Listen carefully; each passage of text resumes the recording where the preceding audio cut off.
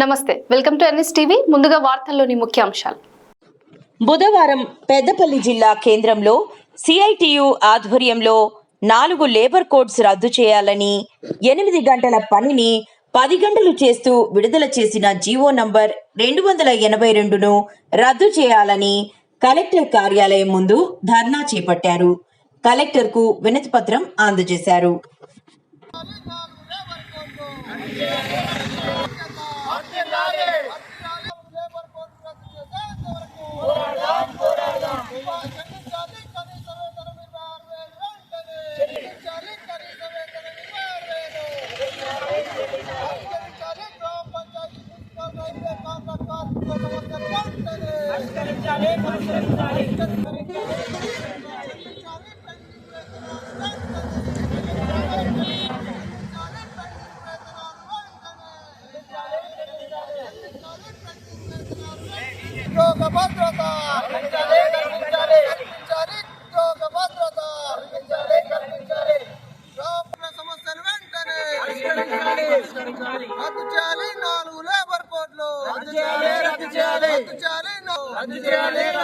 రక్షించుకుందాం ప్రభుత్వ రంగ సంస్థలను, కాపాడుకుందాం ప్రభుత్వ రంగ సంస్థలను, కాపాడుకుందాం ప్రభుత్వ రంగ సంస్థలను.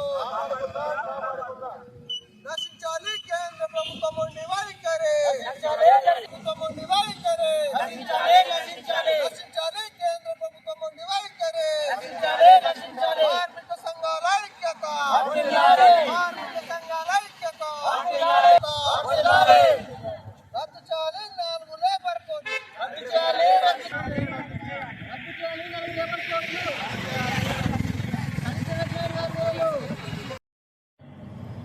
ఏదైతే కేంద్ర ప్రభుత్వం తీసుకొచ్చినటువంటి 4 లేబర్ కోడ్లు రద్దు చేయాలని దేశవ్యాప్తంగా కేంద్ర రాష్ట్ర కార్మిక సంఘాలు మొత్తం కూడా ఈరోజు జూలై 9 ఈరోజు సమ్మె చేయడం జరుగుతూ ఉంది.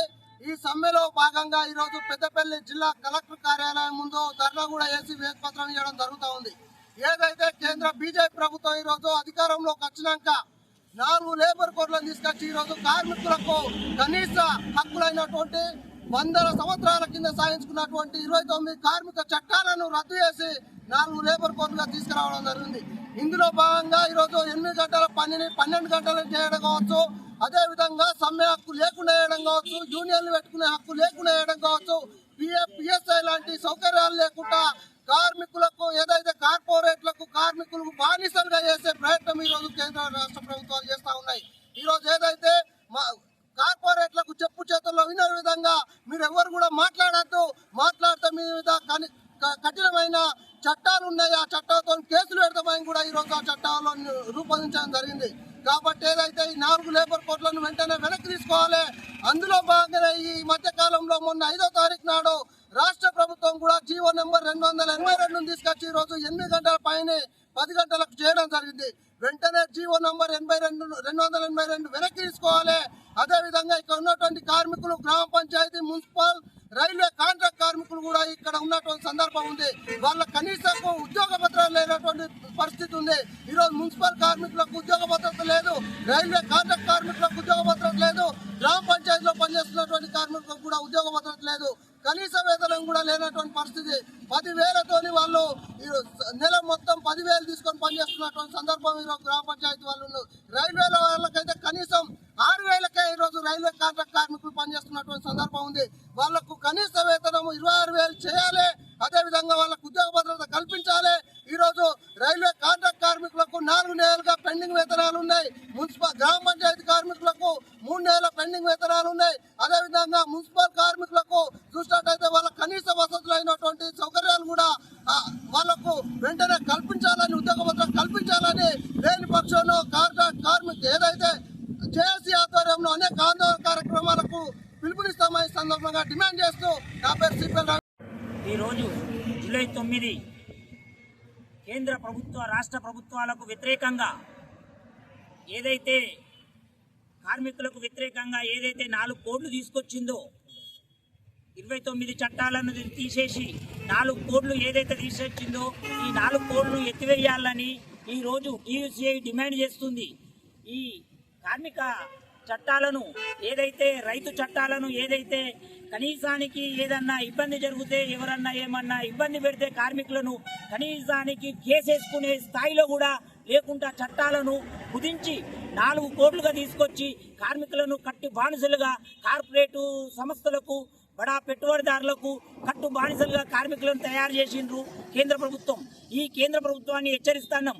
4 కోట్లు ఎత్తివేసేదాకా ఈ ఉద్యమాలు ఆగాయి. ఈ 4 కోట్లు గిట్ట ఎత్తివేయకపోతే ఉద్యమాలను ఉధృతం చేస్తామని ఈ టీయూసీఐ హెచ్చరిస్తుంది. కామ్రేడ్స్, ఇప్పుడు ఏదైతే కనీస వేతనం ఏదైతే ఉందో 18,000, 16,000 ఉందో 26,000 సమాన పనికి సమాన హక్కు ఏదైతే హైకోర్టు ఏదైతే సుప్రీంకోర్టు ఏదైతే గైడ్ లైన్ ఇచ్చిందో ఆ గైడ్ లైన్ ప్రకారంగా వాళ్లకు 26,000 ఇవ్వాలని డిమాండ్ చేస్తున్నాం. ఏదైతే పార్లమెంట్లో చర్చ జరిగిందో కనీస పింఛను 9,000 ఏదైతే చర్చ జరిగిందో అది వెంటనే అమలు పరచాలని, 9,000 కార్మికులకు పెన్షన్ ఇవ్వాలని, కాంట్రాక్ట్ కార్మికులకు పెన్షన్ ఇవ్వాలని మా టీయూసీఐ డిమాండ్ చేస్తుంది. అదేవిధంగా టీయూసీఐ డిమాండ్ చేసేది కాంట్రాక్ట్ కార్మికులను పర్మనెంట్ చేసుకోవాలని. ఏదైతే రాష్ట్ర ప్రభుత్వం ఏదైతే ప్రజలకు కాంట్రాక్ట్ కార్మికులకు పంపిపెట్టి ఏదైతే గద్దెనెక్కిందో ఆ కాంట్రాక్ట్ కార్మికులను పర్మనెంట్ చేస్తాం, అది చేస్తాం, ఇది చేస్తాం అని ఏదైతే అన్నదో దాన్ని నిలబెట్టుకోవాలని రాష్ట్ర ప్రభుత్వాన్ని హెచ్చరిస్తున్నాం. ఈ 4 కోట్లు ఎత్తివేసేదాకా రైతు వ్యతిరేక విధానాలు, ప్రజా వ్యతిరేక విధానాలు, కార్మిక వ్యతిరేక విధానాలు ఏదైతే అవలంబిస్తున్నాయో రాష్ట్ర కేంద్ర ప్రభుత్వాలకు ఇలాంటివే కొనసాగితే మాత్రం ప్రజలు ఖచ్చితంగా రాష్ట్ర కేంద్ర ప్రభుత్వాలకు బుద్ధి చెప్తారని టీయూసీఐ తరఫున పిలుపునిస్తున్నాం.